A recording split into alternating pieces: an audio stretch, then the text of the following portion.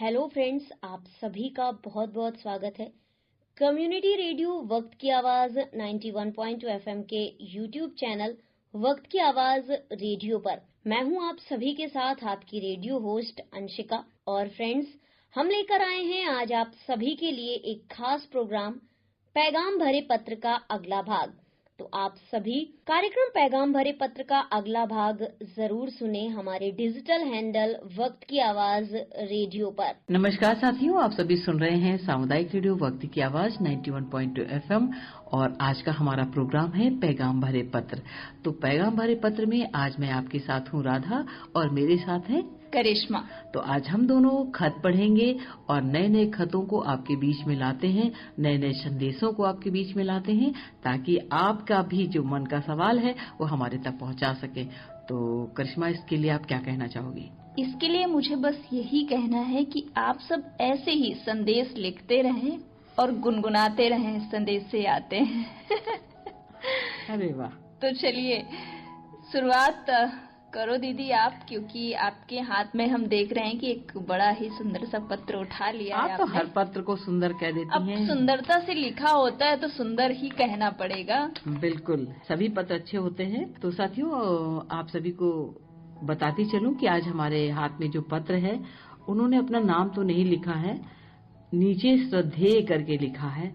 तो मुझे नहीं पता कि उनका नाम श्रद्धा है, वह श्रद्धेय है कि कौन है। तो जो लिखा है वो मैंने नीचे देख लिया है, लेकिन जो उन्होंने पत्र की शुरुआत की है वो यही है कि वक्त की आवाज के सभी लोगों के चरणों में कोटि कोटि बंदन, और साथ में लिखते हैं कि हे भगवान को भी मेरा चरण बंधन। तो सबसे पहले वक्त की आवाज को याद किया है और उसके बाद ईश्वर को याद किया है। और इनकी आगे पढ़ने पे पता चलेगा कि क्या है, कौन है। तो आप सबको भी बेचैनी हो रही होगी कि क्या है, आखिर खत में पढ़ा जाए।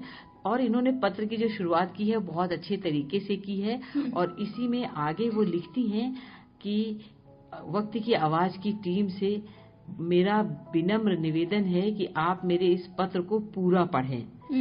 तो जरूर आपका पत्र, हमेशा हम सभी के पत्रों को पूरा ही पढ़ते हैं, पर आपने निवेदन किया है तो जरूर पढ़ेंगे। नहीं तो इसके लिए बहुत बहुत शुक्रिया। और आगे लिखती हैं कि मैं इस काबिल तो नहीं कि आपसे कुछ भी कहूं, लेकिन मेरी आपसे अपेक्षा है कि आप मेरी समस्या का छुड़ाएं। अब देखिए इन्होंने कौन सी समस्या है ये नहीं लिखा। आगे लिखते हैं कि मेरी जिंदगी बहुत ही दुश्वार हो गई है, घर में एक वक्त बस मेरी शादी की ही बात होती रहती है। मेरी शादी के लिए न जाने कितने लड़के मेरे पापा देख चुके हैं।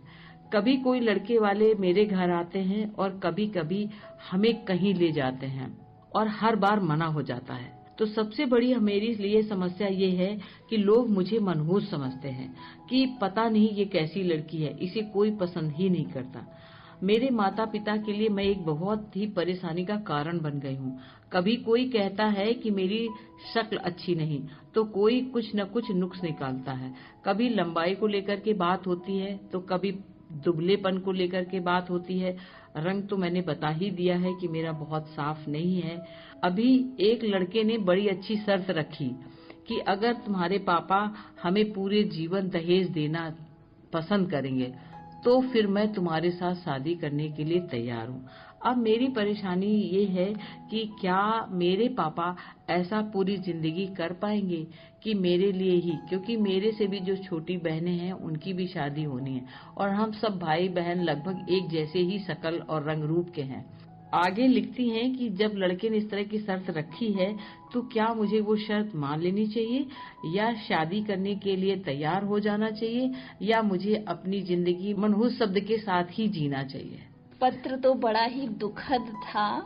दुखद है और कितना, और जो एक सच्चाई लिखी है उन्होंने, क्योंकि ये सिर्फ इन्हीं के साथ नहीं, ऐसी बहुत सारी लड़कियां हैं कि लड़के आते हैं, जरा सा अगर नाटी हुई तो मना कर दिया, सांवली हुई तो मना कर दिया, कम पढ़ी लिखी है तो मना कर दिया, बहुत सारे कारण होते हैं उनके पास मना करने के, परेशान हो जाती हैं लड़कियां। नहीं ठीक है, ये तो है। ऐसा तो शायद मुझे लग रहा था कि बहुत ही कम ऐसी लड़कियां होंगी कि किसी ने देखा हो तुरंत हाँ कर दिया।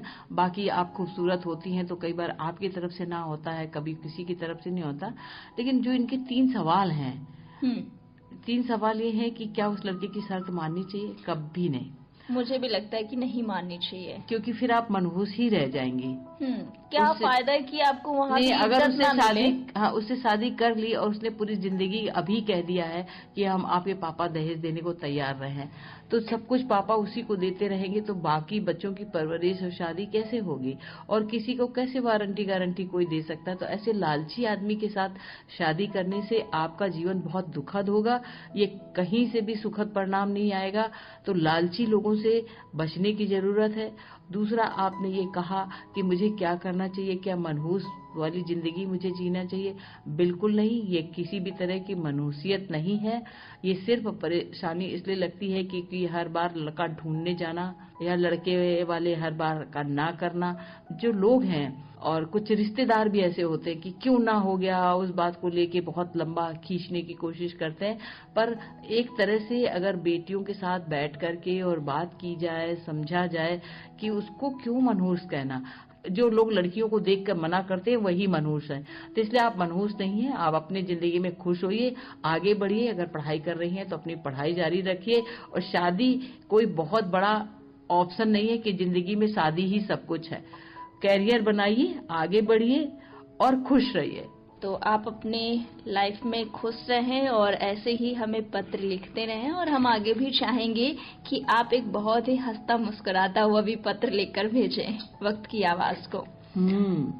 और इसी के साथ ही मेरे हाथ में भी पत्र आ गया है और इसको खोल कर देखते हैं किसने लिखा है। तो शुरू करते हैं दीदी पत्र। बिल्कुल। ये पत्र जो भी साथी लिख रहे हैं, लिखते हैं, वक्त की आवाज की पूरी टीम को सादर नमस्कार। वक्त की आवाज में जितने भी कार्यक्रम चलते हैं, मुझे सारे कार्यक्रम सुनने में बहुत ही अच्छे लगते हैं। समय ज्यादा नहीं मिल पाता है प्रोग्रामों को सुनने के लिए, लेकिन मैं बहुत कोशिश करता हूँ कि कुछ प्रोग्रामों को मैं सुन पाऊँ। मेरे घर में बहुत सारी टेंशन भी चलती रहती है, जिसके चलते मैं परेशान भी हो जाता हूँ। तो इन्होंने इस पूरे पत्र में अपना नाम नहीं बताया है, कोई बात नहीं, सिर्फ ये पत्र ही आया है। चलिए आगे पढ़ते हैं। तो आगे लिखते हैं कि मेरे परिवार में मैं 4 भाई हूँ, बहनें मेरी हैं नहीं। मेरी माँ है, मेरे पिताजी हैं और चारों भाइयों की शादी हो गई है, मेरी भी हो गई है। मैं सबसे छोटा हूँ। बड़े भैया हमारे नौकरी करते हैं, वो बाहर रहते हैं। एक भैया हमारे गांव में ही घर से, उनका पुराना घर है, वो थोड़ी दूर पे है, वहाँ रहते हैं। और हम 2 भाई एक ही घर में रहते हैं। हमसे बड़े भाई वो भी अलग रहते हैं, लेकिन माँ मेरे साथ ही रहती हैं। मेरी सबसे बड़ी जो परेशानी का कारण है वो ये है कि मेरी माँ और मेरी पत्नी के बीच आपस में झगड़े होते रहते हैं। उस झगड़े के चलते मैं ये नहीं तय कर पाता हूँ कि मैं अपनी माँ की बात कहूँ या पत्नी की, क्योंकि लड़ाई कई बार इस हद तक हो जाती है कि मैं घर छोड़कर बाहर चला जाता हूँ। उस समय मुझे समझ नहीं आता है, क्योंकि मैं बचपन से ही बहुत ही शांत स्वभाव का रहा हूँ। मैंने कभी किसी को गाली नहीं दी, कभी किसी पर हाथ नहीं उठाया। इस वजह से मैं बहुत ही समस्या में फंसा हुआ हूँ। मेरी पत्नी का कहना है कि मैं तुम्हारी माँ के साथ नहीं रह सकती हूँ, मुझे अलग बाहर रहना है, इस घर में रहना ही नहीं है।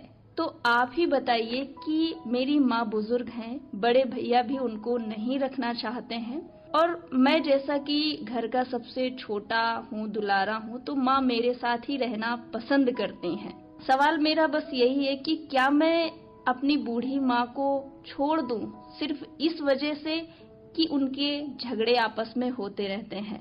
अगर आप इस पत्र के माध्यम से मेरी पत्नी को ये संदेश पहुंचाएं कि माँ की क्या जगह होती है। तो इस तरह से उन्होंने ये पत्र लिखा है। क्या कहेंगी दीदी आप?